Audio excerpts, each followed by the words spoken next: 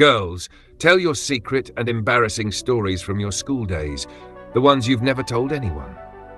Okay, guys, buckle up, because this is the single most embarrassing thing that's ever happened to me, and it's still fresh enough that I cringe every time I think about it. I was 17, junior year, and I'd been talking to this guy Ethan from the soccer team for like 2 months.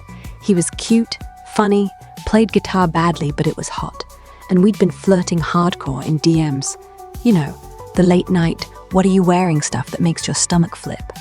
We'd made out a couple times at parties, but nothing more because his parents were always home and mine were nosy AF.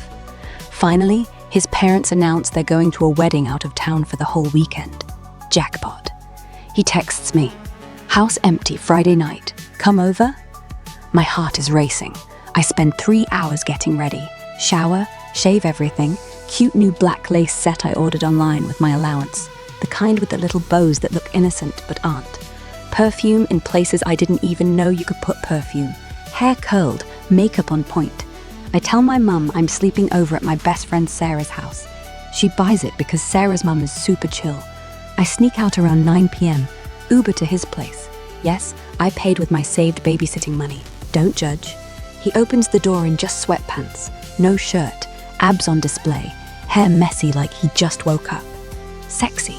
We barely make it inside before we're kissing like animals. Clothes start coming off in the hallway. My top hits the floor. His sweatpants drop. We're stumbling toward his room, giggling and tripping over each other. We get to his bed. Things are heating up fast. I'm on top, feeling like a total queen because he's moaning my name and telling me how hot I am.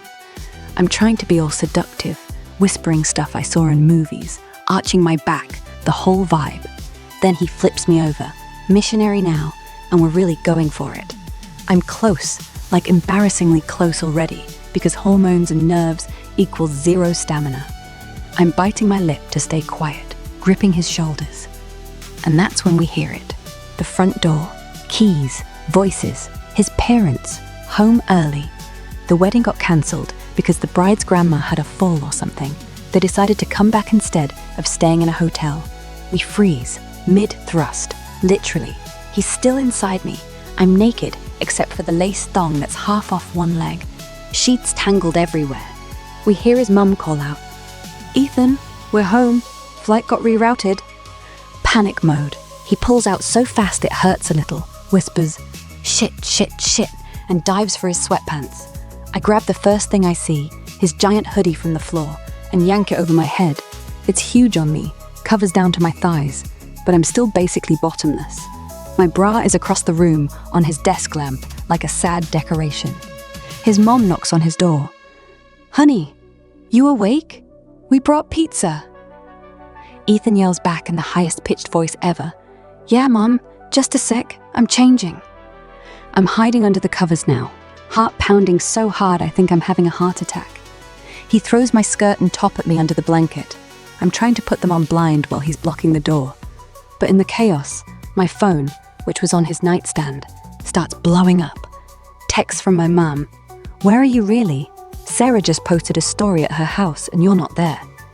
Then from my group chat with my sisters and cousins, yes, the family one we all use for memes. "Wait, is that Sarah's location at Ethan's house?" Because I forgot to turn off location sharing. My little sister replies immediately, "OMG, spill the tea." Ethan's mum is still knocking. "Open up, I have your favorite pepperoni." He cracks the door just a tiny bit, hoodie half on backwards, hair a disaster, face bright red. "Mum, can you give me like 5 minutes? I was napping." She pushes the door open anyway, because mums do that. Sees me in his bed, buried under blankets up to my chin, phone lighting up like a Christmas tree with family notifications. She looks at him, looks at me, looks back at him. Dead silence for like 5 seconds. Then she just goes, super calm. "Pizza's in the kitchen. I'll heat it up. And please, use protection next time. And lock the door." She closes it gently and walks away. We both die inside. I'm crying, laughing under the blanket because what else can you do? Ethan looks like he saw a ghost. My phone keeps pinging. Now screenshots from my cousins. Is that Ethan's hoodie? Girl, your skirt is on the floor in the background of that pic someone sent. Apparently one of his neighbors saw me sneak in and snitch to their kid who snitched to my cousin's friend group. Small town life. We scramble to get dressed. I can't find one sock. My thong is lost somewhere under his bed forever, probably. We go downstairs. His dad is on the couch watching TV like nothing happened. Mom hands us pizza slices with this knowing smirk. She goes, "So, how's Sarah doing?" I mumble something incoherent. Ethan chokes on his pizza. I Uber home at like 11 p.m., hoodie still on because my top ripped a strap in the panic. Walk in my front door. My entire family is in the living room waiting. Mom, explain. Little sister holding up her phone. We have receipts. Dad just sighs and goes to bed. The next Monday at school, everyone knows. Someone made a meme of Ethan's hoodie with my face photoshopped on it, captioned, "When the family group chat exposes you." Ethan and I avoided each other for a solid week, then laughed about it and kept dating anyway. But to this day, every time his mom sees me, she offers me pizza with this tiny smile like, "I remember when." Second story. I was 17, summer before senior year, and I'd been crushing hard on this guy named Noah.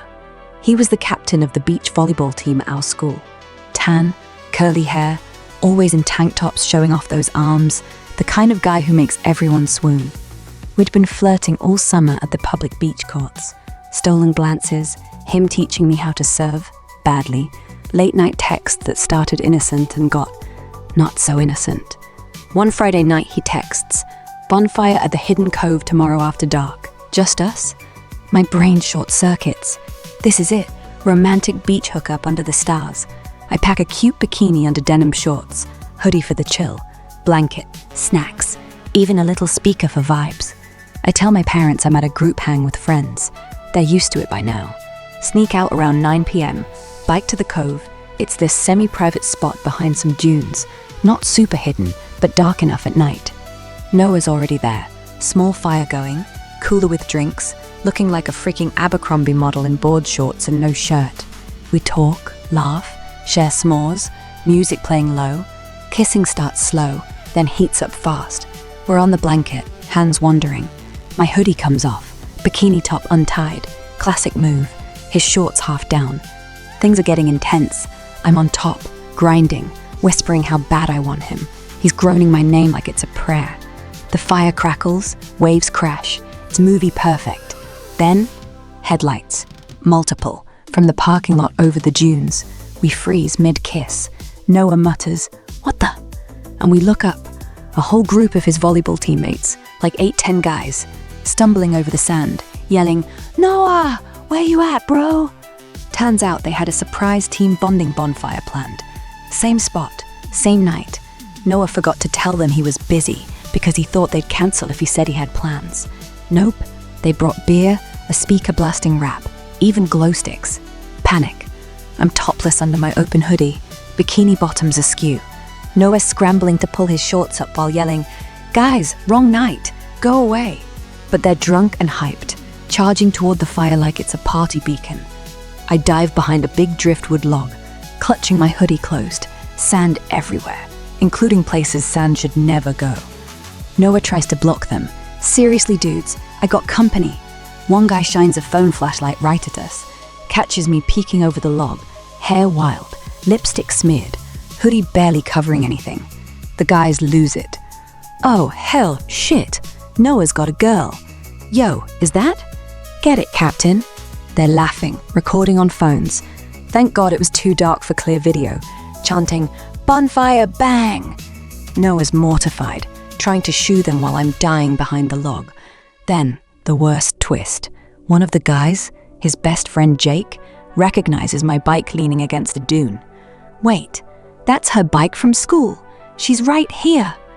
I bolt, grab my shorts, half on already, snatch the blanket, sprint toward the path in just hoodie and bikini bottoms. Sand flying, no shoes. The guys are howling. One yells, "Run, girl, run!" Noah chases after me yelling, "Wait, come back!"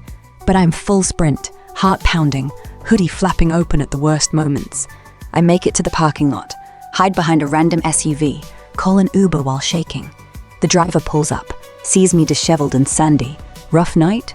I just nod and cry laugh the whole ride home. Get home around midnight. Parents asleep, thank God. But the next morning, my phone explodes. Group chat screenshots from the volleyball team Snapchat. Blurry pics of the bonfire. Noah looking panicked.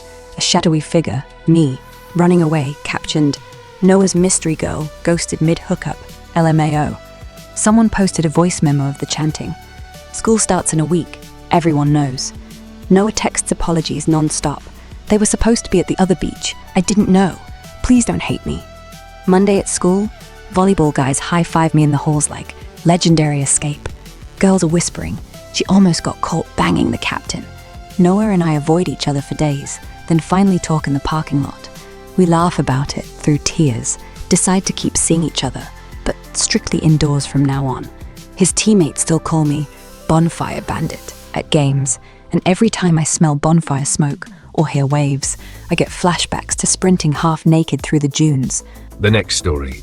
This is hands down the most mortifying night of my entire teenage existence, and it's the reason I still panic whenever I see strobe lights or hear bass drops.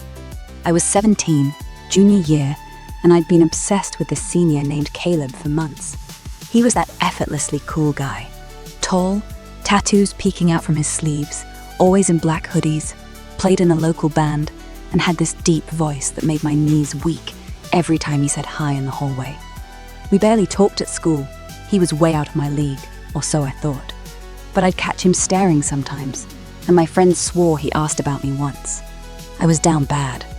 One weekend, there's this 18-plus club downtown. Not super strict, but they check IDs at the door.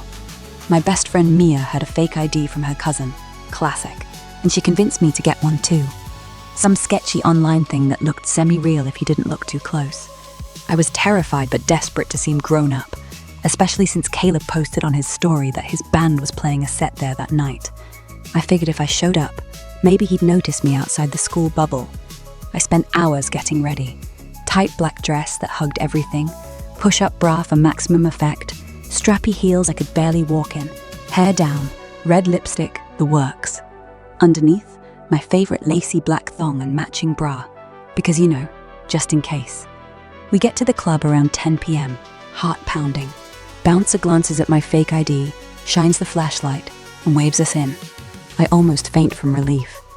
Inside it's packed, lights flashing, music thumping so hard I feel it in my chest. We grab drinks. I order something fruity and weak because I'm a lightweight, and I'm scanning for Caleb like a hawk. Then I see him. At the bar, laughing with his bandmates, looking even hotter in real life under the neon. My stomach flips. Mia pushes me. Go talk to him. I down half my drink for courage, walk over on shaky legs. He turns, sees me, and his face lights up, like genuine surprise and smile. Hey, you go to Westfield, right? We start talking. He's flirty, compliments my dress. You look insane tonight, buys me another drink. We're vibing hard. He pulls me to dance near the stage while his band sets up. Dancing turns into grinding. His hands on my hips, my back against his chest, the bass making everything feel electric. I'm already so turned on, like embarrassingly wet. My thong is soaked just from the way he's whispering in my ear and pressing against me. I can feel him getting hard through his jeans. We're making out in the crowd, tongues, hands roaming, my dress riding up a little. He says, "Come backstage after my set?" I'm nodding like, yes, please. Brain completely offline. Band plays. They're actually good. I'm right in front, screaming lyrics, feeling like his personal groupie. Set ends. He jumps off stage, sweaty and hot, grabs my hand, leads me through a side door to this tiny backstage room. Couch, dim lights, bottles everywhere. Door closes. We're alone. We crash onto the couch instantly, kissing like we've been starving for it. His hands slide under my dress, up my thighs, fingers brushing the edge of my thong. I'm moaning into his mouth, arching into him, so wet it's ridiculous. I can feel it soaking through, probably leaving a mark on his jeans. He's groaning. God, you're so fucking hot. Grinding against me, hands slipping between my legs over the lace, teasing. I'm losing my mind, whispering his name, legs spreading wider. Things are escalating fast, dress hiked to my waist, his belt undone, my bra pushed down. Then the door flies open. It's his ex-girlfriend, senior cheerleader type, stunning, and apparently still has backstage access because she knows the bouncer. She freezes, sees us half undressed, me basically topless on the couch with his hand literally between my thighs. Her face goes from shock to fury. "What the actual fuck, Caleb?" He scrambles back, zipping up, stammering, "It's not... we were just..." I'm yanking my dress down, mortified. Lipstick smeared, hair a mess, trying to cover myself. She starts yelling, "You said you were over high school girls." Ouch. Then she turns to me. "How old are you anyway? You look like a freshman." I mumble, 17? And she laughs. Mean laugh. "Oh my God, you're using a fake ID? That's pathetic." Caleb tries to calm her, but she's already pulling out her phone. I'm telling everyone. She snaps a pic before I can react. Blurry, but you can see my dress messed up. His belt open, the couch. Then she storms out. We're in shock. He apologizes profusely. "She's crazy. I'll delete it if she posts." But too late. My phone starts blowing up. Friends texting, "Is that you in the backstage story?" Turns out she posted it to her close friend's story, which half the school follows. Captioned, "Caleb's new underage toy." Tags me, tags the club, tags my fake ID friend Mia. Panic. I bolt from the room, dress still crooked, heels in hand, running through the club barefoot. People staring, whispering. I make it outside, call an Uber, crying in the parking lot. My thong is still uncomfortably wet from earlier, now mixed with sweat and tears and humiliation. Uber driver asks if I'm okay. I just sob. "Take me home." Home at 1 a.m. Sneak in. But my mom is up. She always waits up when I say I'm at Mia's. Sees me disheveled, makeup ruined, dress wrinkled. "Where were you really?" I break down, tell her everything. Fake ID, club, Caleb, the ex, the photo. She doesn't yell, just looks heartbroken. "You're grounded forever, and we're calling the club tomorrow. That ID is getting reported." Next day, school is hell. The story spreads like wildfire. Guys high-fiving Caleb in the halls. "Nice, bro." Girls side-eyeing me. Desperate much. My fake ID gets confiscated by school security because someone snitched. Caleb texts apologies all day. "I didn't know she'd do that. I really like you." But the damage is done.